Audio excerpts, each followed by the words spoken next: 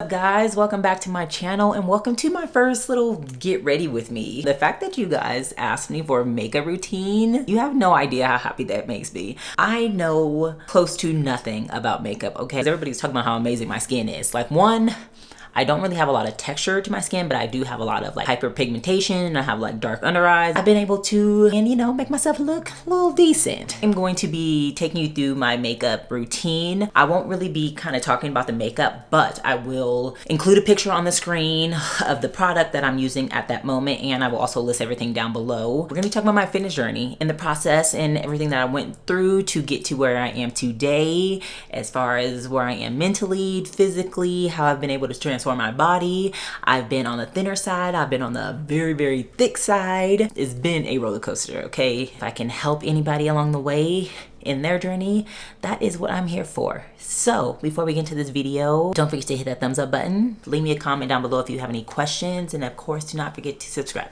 Let's jump into this fitness journey story time, as well as this makeup look. So if you did not know, I am a former D1 athlete. So I played sport in college at a Division I school, specifically San Jose State. I played softball my entire life. It wasn't until I got to college where I learned about weight training. I had an amazing athletic trainer. He was super skilled and he just taught us a lot. That's where I learned about Olympic lifting. I learned about kettlebells. I learned about all of that. I know a lot of people don't have access to that. I know a lot of people can't afford trainers, especially the level of trainer that I had. I did get very much a huge head start having that. That's where it all started for me. I was training, obviously, for my sport, but I ate whatever the hell I wanted to. I was young. I was 17 when I got to college. Obviously, college athletes, we are extremely busy. Waking up at 5 a.m. to weight train and then going to practice after weight training, then class, and then I had a job too later on. I was very, very, very busy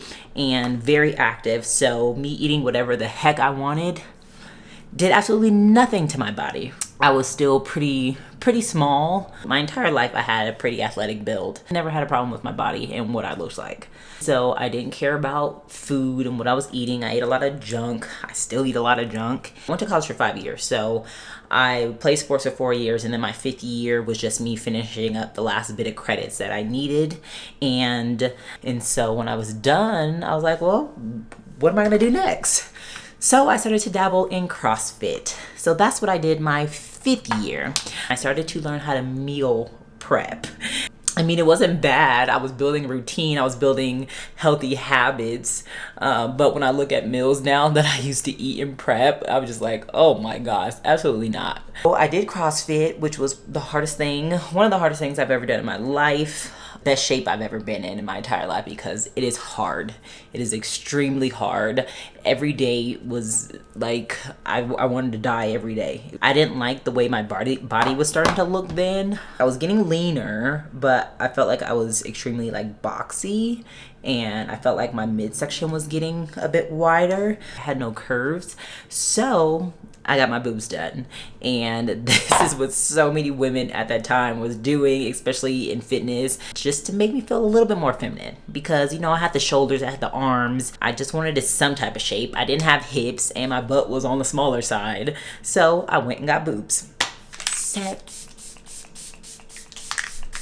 Was done with CrossFit, trying to figure out what my next step was gonna be, what I was gonna follow up with, and I decided to look into bodybuilding. This is when social media was really blowing up, and this is when I started seeing competitors everywhere. This was the time of, I don't know if anybody knows this, or like if you guys have been in fitness for a long time, but this is when the shreds girls and guys came out, and everybody wanted to be like them, and just the bikini models, the bikini bodybuilders, like this was huge at that time. Everybody was competing, so I wanted to compete.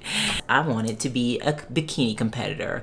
I wanted to be tiny. I wanted to be like super thin. I wanted shredded abs. Like that is what I wanted to look like. And so I found my coach and I was working with her at the time, and she's just like, look, I'm gonna just let you know that in order for you to look like this, you are going to have to get extremely small and lose a lot of your muscle mass. She said, you're gonna have to, all of it's gotta go.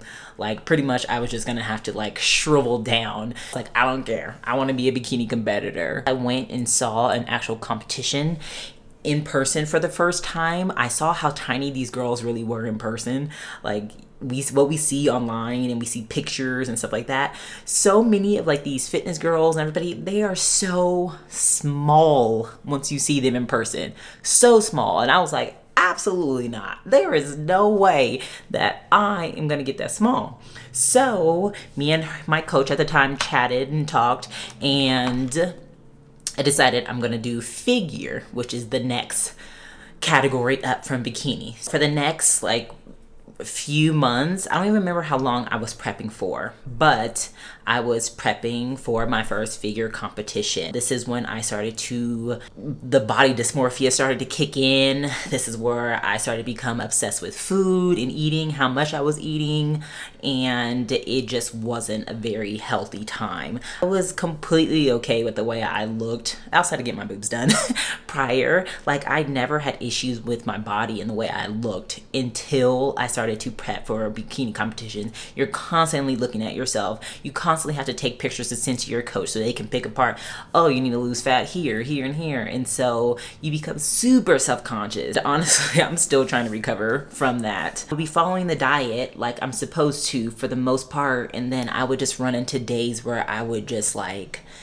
binge eat, and I had no idea what that was at the time. I never had that issue before. Months and months of dieting and doing hours and hours of cardio training. This was not good for me mentally and physically. At the point I lost my period, and I didn't have a period for almost a year just because my calories were so low and I was training so hard. It ended up doing a competition. I ended up placing second, and the thing is that like the way I looked at my body, I just still felt like I was not small enough. I just felt so big, like I just needed to lose more weight. I needed to be smaller. I was just never satisfied, This coach helped me compete, and then after I was done, after I paid and all of that, that was kind of all I heard from her. Being a first-time competitor, no one prepares you for what happens afterward.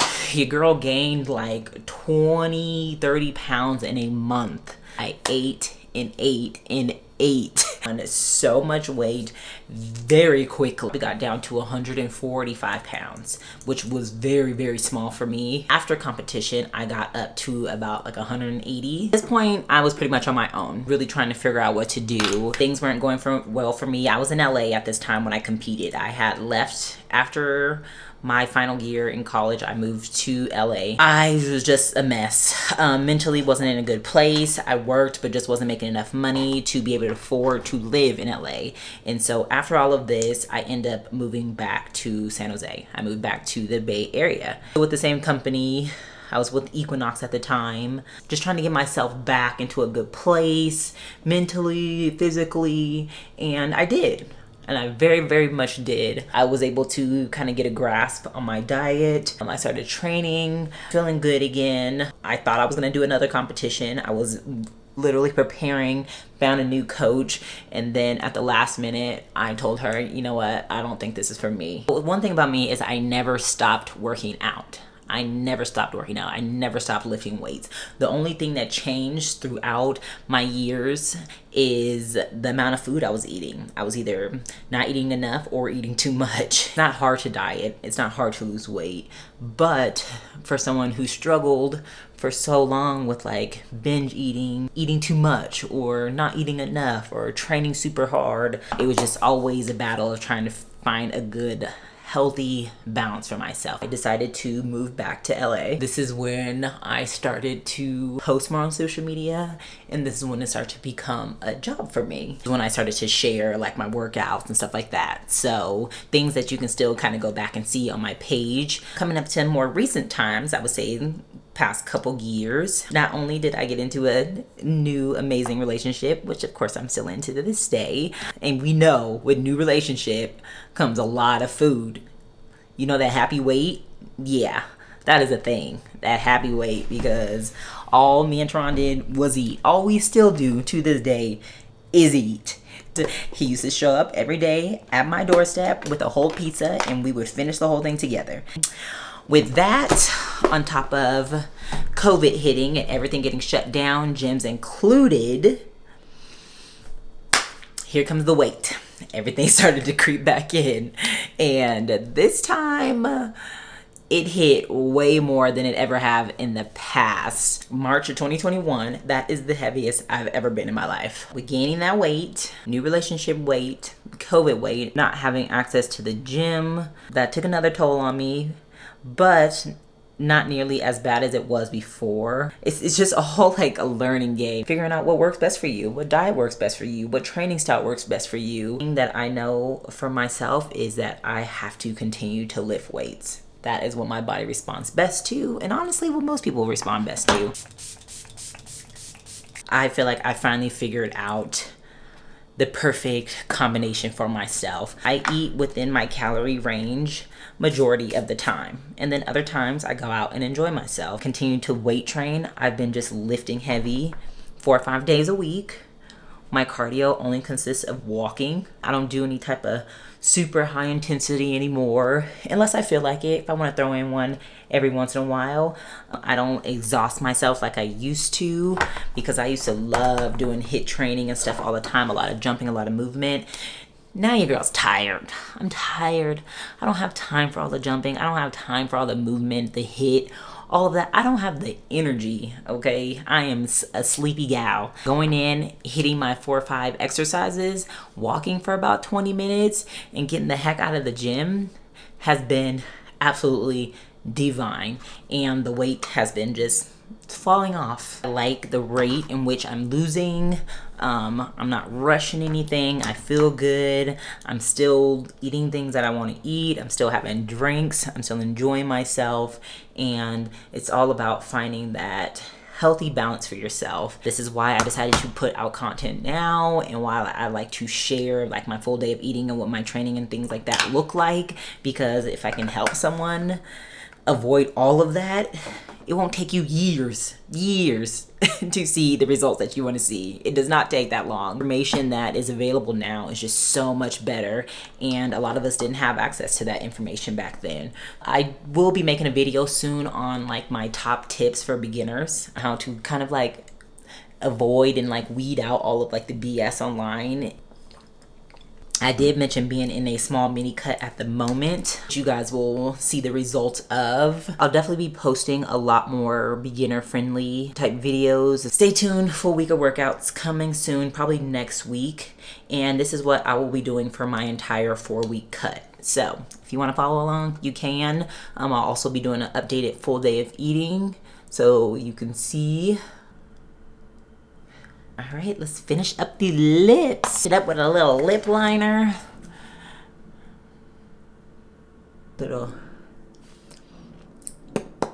Right, now that is a wrap on this little makeup look. Again, I'll list all the products down below, and my little story time journey. I honestly don't know if I touched on everything. I took no notes and was just kind of just talking. If you have any questions, please list them down below and I'll try to get to them, try to answer you directly, or maybe I'll answer them in another video. Yes, it is very much a fitness journey. It is a journey for a reason. A lot of ups, a lot of downs, but all worth it. I'm very happy where I'm at. I'm very happy with my current knowledge and what I've learned over the years. Do I know everything? Absolutely not. I'm still continuing to learn and trying to educate myself, and I will continue to provide as many tips and as much information as I can for you guys to follow. I'm gonna get ready and get dressed and take some pictures before the sun goes down, and I will see you guys in the next one.